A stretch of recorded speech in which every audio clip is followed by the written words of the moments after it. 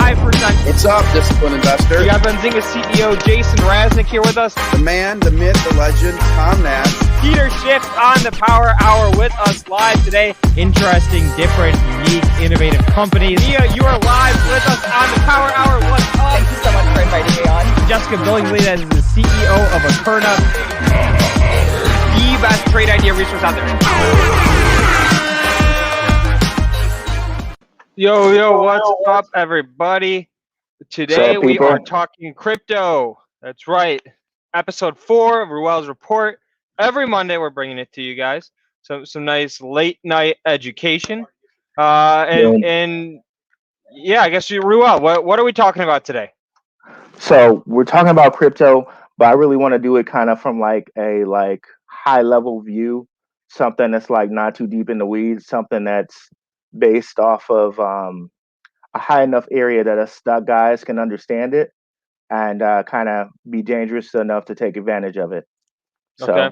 So basically, you're saying that this is for people who are crypto curious, like myself. I'm a huge stock market guy.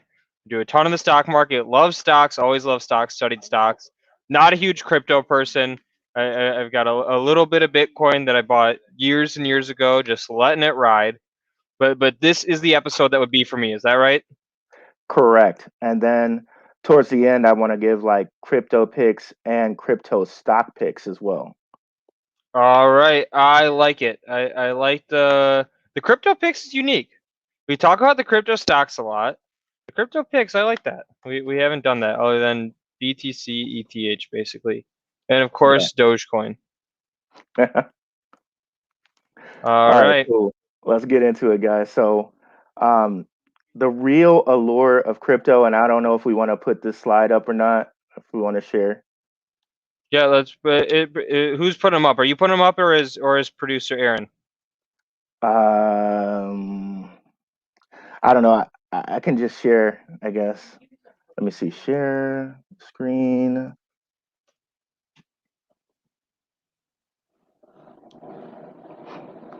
All right, I'm gonna share my entire screen so that way I don't. Okay, cool. All right, so then, do we see it here? Let's see, not quite, but I can help you out with that. There it is. And can you take us into presentation mode just so it's a little bit bigger? For sure. All right. Ruell wasn't going to show these slides because they're not like super fancy or styled. I think they're great though. It's the information that counts, so let's rip them. Okay, basically like the whole thing that everyone like in stock world, especially like people like Warren Buffett are missing, that crypto it's not a currency, it's an asset. And it's legally an asset with the IRS and in real life too. So if you own like some Bitcoin, what you really want to do is not pay for things with it because it's an asset that's always increasing. What you really want to do is use it like sort of like a house or an asset you have and take a loan against it and use that money for something. And basically that's what all the new modern millionaires that are in crypto now, like Cathie Wood, Chamath, Elon, Mark Cuban, and looks like I misspelled Cathie there, but no worries. Right. So that's what they finally get, that it's an asset, and it's an asset that's finite, right? Because there's only supposed to be like 21 million Bitcoin out there because of the Bitcoin halvings, and we're about at 18 million Bitcoin right now. So people like this, like who are really just like rich people holding this, really further validates its spot as like a digital gold, and soon the price will actually pass gold. So that's the big allure of crypto. And when you say the price, you mean the market cap, right? Yes. Yep, yeah. So that's the total dollars invested. Because the price of Bitcoin has already surged past gold, which is, I guess, not that crazy to think about, right? Because market cap is the way to think about it. Is differences in supply, but yeah, it's crazy how close it is. I actually pulled a number earlier today, and the total market cap of all cryptos is about 1.7 trillion. And there are only Right. about 5 countries in the world who have a GDP larger tthan 1.7 trillion. And I'm still Exactly. sitting here on So the sidelines. I have that's crypto stocks, but I don't have the cryptos. Damn it. and that's crazy to think about, right? Mm-hmm. So one of the major problems that crypto is solving is like the centralized decentralized problem. And the centralized systems, there's so many things that are wrong with them, like fraud, kind of having like a gatekeeper, and they can be expensive and time consuming. And if you look at the world, the whole world's heading towards like a decentralization, right? um, and with decentralization, specifically in crypto, there's no fraud because you have the proof of work system where there's like anyone can look at it and check and make sure that a transaction happened. It's fast, it's self-governing, and you have easy access to the information. And if you just look at the world, the whole world has been heading here anyway. Like if you look at Benzinga is decentralized access to like a stock education, and Mm-hmm. YouTube decentralized access to music, education, news. Fiverr and Upwork, And can you you hit that gotta. hide button on the screen share for us? Okay. Thank you. Yeah, and I see a question out there. It's saying, are there any cryptos that have a fixed supply besides Bitcoin? Most of them do, actually. And that's part of the reason why Dogecoin is a joke, is because, per my understanding, supply is essentially infinite. And so you'll never get a major increase in supply. So if you're throwing dollars there, know that you're doing it as a joke. Correct. And most of them like kind of employ a burning system in which like they burn some of their supply. And we can kind of get into that a little bit more later. But what crypto's main purpose is to do like decentralized fintech, like decentralized money, collectibles, and voting. So the big term is DeFi or DeFi, some people say. Um, it's basically a experimental form of finance that does not rely on central financial intermediaries such as brokerages, exchanges, or banks to offer financial instruments. And that goes back to what I was saying about if you have Bitcoin, you just want to use it as an asset and borrow against it. Um, so so the smart contracts kind of on a blockchain help with that, and people have been using, like I said, Bitcoin and other assets to have crypto backed loans. And I have a I have a still pic somewhere of BlockFi stuff. If you can bring it up, Aaron, You're where gonna get Block it up there for us. Shout out BlockFi, good friend of Benzinga. and they And basically offer like a loan against crypto, and it's way, way, way cheaper. And and really traditional institutions really need to watch out because there's also some stills about annual interest that you can earn on crypto from BlockFi, from Voyager, and things get paid out monthly. So the stock market better watch out because like with dividends and stuff like that, if you have quarterly dividends, you always have to hunt around for like, if you want to do it yearly, you have to hunt around for different companies and schedule it for a yearly type deal.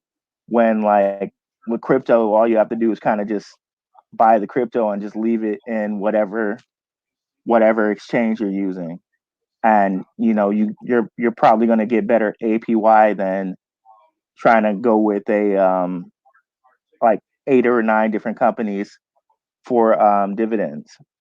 mm-hmm. And Yeah, so and what we have up on the screen here is basically a look at the interest that BlockFi pays on their crypto. And so Bitcoin, as an example, just for holding it, you can get paid 6% a year. Even a lot of the REITs now, and REITs are the notorious dividend payers of the stock market, aren't paying 6% a year. So it is significant. You're sure as shit not going to get that out of your bank account, your savings account right now. right. Exactly. And you're definitely not going to get it like paid every month either. So that's something really to look at. And I think the highest one is like the US coin. The US coin is like 8%, which is really good.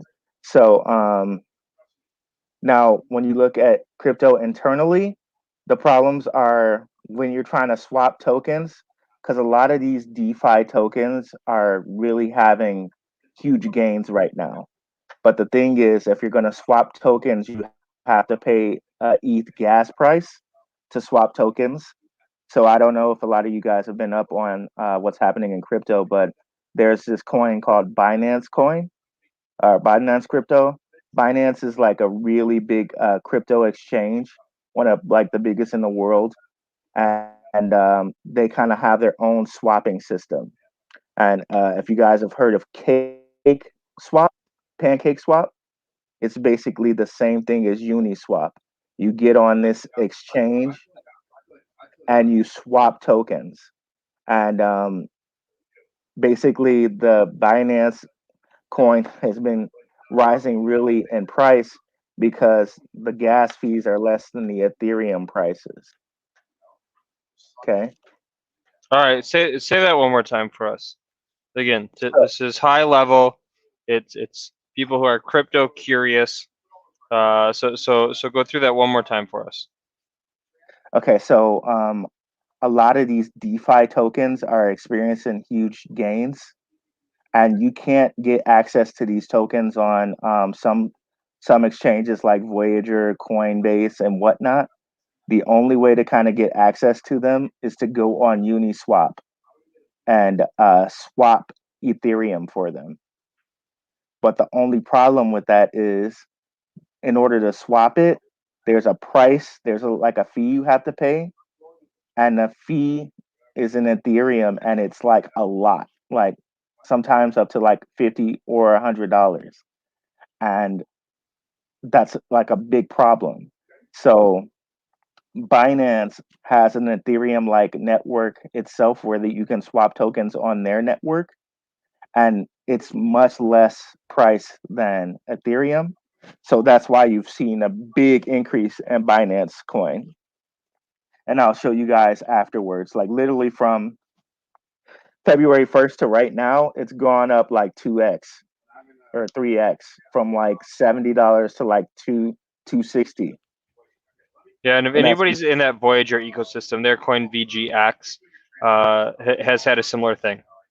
yes, yes, it has. Now, on the only thing though is Voyager doesn't have a swapping system yet, and they don't have any like specific coins just on their network.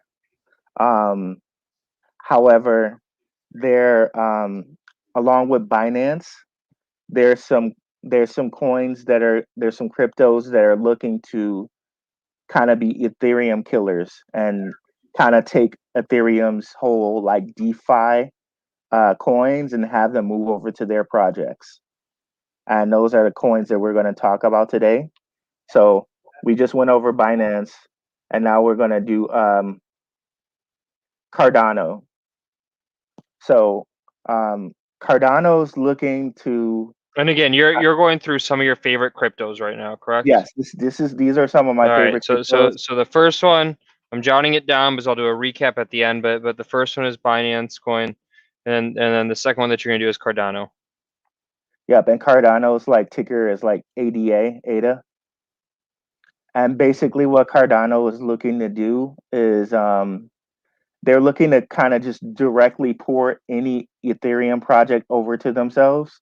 They have already have the ability to do this, but as of right now, it's not a finished project. Okay. But it's it's risen from about 30 cents all the way up to like a dollar 9 cents, because it has an upcoming catalyst of this Gogan update in March or April, which will give it the ability to have smart contracts.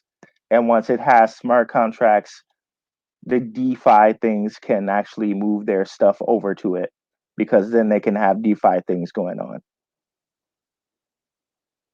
Awesome. All right. So there's a second one, Cardano. Are we going to get lucky with a third one? And I see the application there, right? If they're trying to move all those Ethereum projects over. Because Ethereum, I would imagine, probably has more, the biggest community out of anything. Maybe Yeah. Bitcoin does, but I would imagine that it's Ethereum. I don't know that. Yeah, because Ethereum, like all the new projects are being developed on Ethereum, and pretty much all the new projects are in the DeFi space. So, Okay. so that's the thing. So Ethereum is probably like the next big thing after Bitcoin, but there's so many problems with Ethereum that you have a couple different projects, like I said, like Binance, Cardano, and Polkadot that are looking to kind of be Ethereum killers, so to speak. So, yeah. And then another thing Cardano is going to have is like just cheap gas prices. So, for instance, I took some coin that I had on this random site and transferred it to Voyager. And with Ethereum and Bitcoin, it costs so much more. It's like 4 or 5 times the price. Like Bitcoin, I think it was like I can't even remember. It was Cardano. It only cost me 1 ADA, whereas which is only like $1 or something like that. But with ETH and Bitcoin, it was so much more money. So that's all based on how Cardano designed their stuff. And if you look at their leader, Charles Hoskinson, he's a former Ethereum like founder. So he knows the problems native, like he really understands the problems with Ethereum, and he has a big, huge social presence. If you go on YouTube, you can find him and listen to his stuff. And he's a guy with like high morals that people will rally around. So I really like this project because he's leading it, and it easily ports over Ethereum things, and their whole way of testing their project is having it peer reviewed by really smart people. So so that's Cardano's name to fame. And then we have Polkadot. There's a world where Polkadot and Cardano can exist, like kind of side to side, because Cardano's really kind of just wanting to port over Ethereum projects, whereas Polkadot wants to be kind of like the blockchain of blockchains, and they want you to be able to kind of just build anything on top of Polkadot. So so that's kind of what this first part says here. And Gavin Wood, he was also a former ETH leader. And the great thing about Polkadot is they actually have a test network that actually has live money in it, and it's called Kusama. For some reason, Kusama is like it's way more. The value of its coin is way more than Polkadot. Um, I really don't know why that is, but I know that they eventually want Kusama to kind of like once Polkadot is tested and ready and good, they want Kusama to kind of move on and be its own thing. But the one big difference between Polkadot and Kusama is Polkadot is functional right now. It's just fully functional, live test work, live test network. It's up and running. Um, so those are the big differences there. I love that accidentally lost 150 million.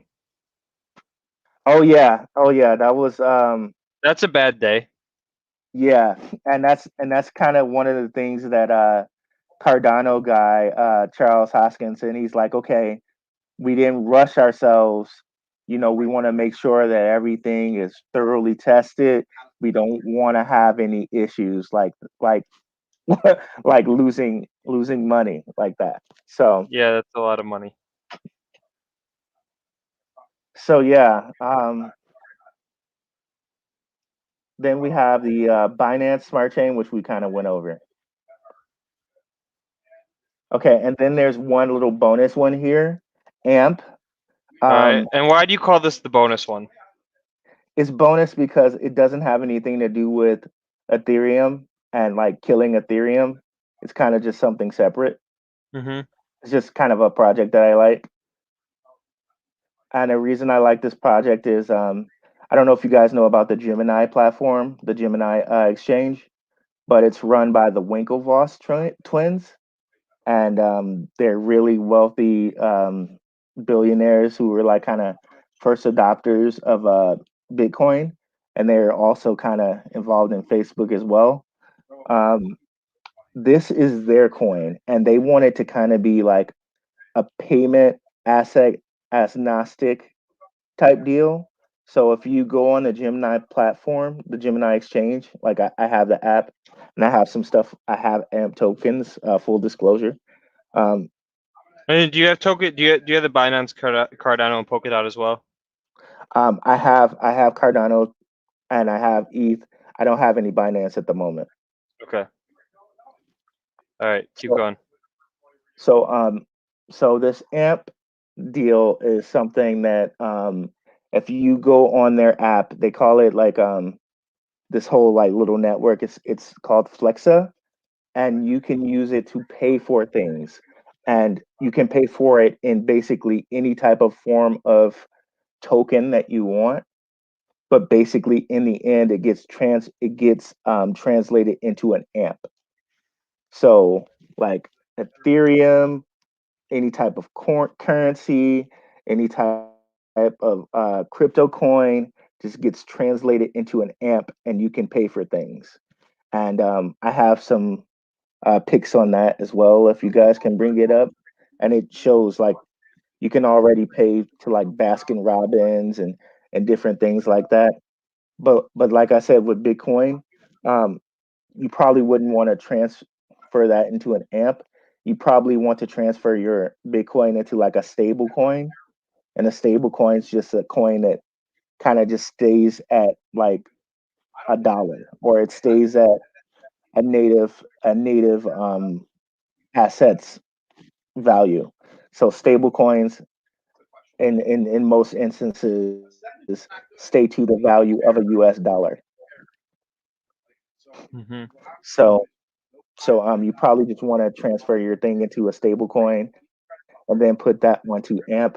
But yeah, so I like this because they've kind of solved the payment problem, and also there's a whole bunch of different things that go into payment, which are surcharges, where there's like 10 steps that a payment system has to go through in order to kind of have something paid. And there's the whole thing about, fraud with like bad checks or something, or like your money didn't clear and all of that. But with the blockchain, it'd be more instantaneous, and you wouldn't have to go through those 10 steps. Um, Yep. so, so Awesome. I'm I'm really big on this due to the Winklevoss twins leadership and the whole just flexible payment, being able to pay in any type of asset that you wanted, and just like converting it into an AMP. So I have a lot of AMP. It's right now, I think it's like low key. It just recently went from like a cent to like 5 cents, and kind of settled down now to like the Fibonacci, like 2.6 cents, like the halfway point of that. So yeah, I'm really big on these guys. Awesome. And now I'm kind of getting into sneaky crypto plays. Um, and these are really just companies that I diverse and just like have crypto along with what they have going on. Of course, Tesla, but then we have CleanSpark. Now, we all know CleanSpark. Jack brought it onto the show, but one of the things that you guys might not know is CleanSpark bought a Bitcoin miner company, and Yep. That's their CleanSpark's whole thing. involved. It's like it's how they show their energy efficiency. Right. And it's like, so they're involved in microgrids, and microgrids are basically things that basically, if you have a house in some remote place, you can use a microgrid along with solar and a couple other things to get power. It's like a regulator of things, of power. So they're going to apply their microgrids to these miners, because one of the biggest things about Bitcoin miners is they use a lot of power. If you have these microgrids applied to it, you're going to reduce the cost of power. So that's really ingenious on their part, I think, to kind of add crypto to their business plan. So now they're into the biggest freaking industries you can be in, which is crypto and clean energy. And they have Tesla ties. They use the Tesla battery in some like remote place to kind of bring the power. I think it was like Puerto Rico or something. So and Ruell, we're gonna have to start wrapping up, unfortunately. Sure. But I think that we ought to do a crypto part 2. Because what I really like about what you're doing is you're not just speculating about the price of Bitcoin. It seems like every guest that we bring onto our shows, and guys, if you're new to the channel, hit subscribe. We go all day, every day. But all the guests that we bring onto our show, they're just trying to speculate about the price of Bitcoin. I love that you're getting into some of these other assets and making the case for them. So we might have to come back to crypto. I don't know what you had planned for next week, but I think the crypto discussion is worth the second part. Oh yeah, that'd be nice, because I have a whole bunch of different crypto plays that we could play, and I love to get some questions from the crowd and whatnot. So yeah, let's do it next week. All right, I like it. And guys, drop in the comment section of this video any questions you have. I promise you we'll get to them all next week, or as many as we can. And I guess one last question I'll leave for you, Ruell. Where did you get your crypto education at? If you had to point people a place to go to educate themselves more about crypto, and again, I like that you're going beyond just speculating about the price of Bitcoin. Where would that be? Honestly, on YouTube, and I will go research things like websites beyond YouTube. But there are 3 different people I watch and I like. Is one, his name is like Journey Crypto. It's JRNY Crypto. He spells it like a crypto ticker, which is, I think, pretty ingenious. Elio Trades. He's really good knowledge on crypto, because honestly, I think you guys could never have enough resources. Like, watch me, watch them, watch everybody. So at least those 2 people, and there's like Altcoin Daily and BitBoy Crypto. So those 4 guys, I watch them, and their stuff's really, really, really, really good. Oh, awesome. All right, well, thank you for joining us again.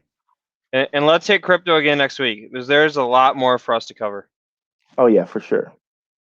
Well, all right, guys. Peace out. Happy trading. We'll be back at it 8 o'clock Eastern tomorrow, and we will see you all there. Peace.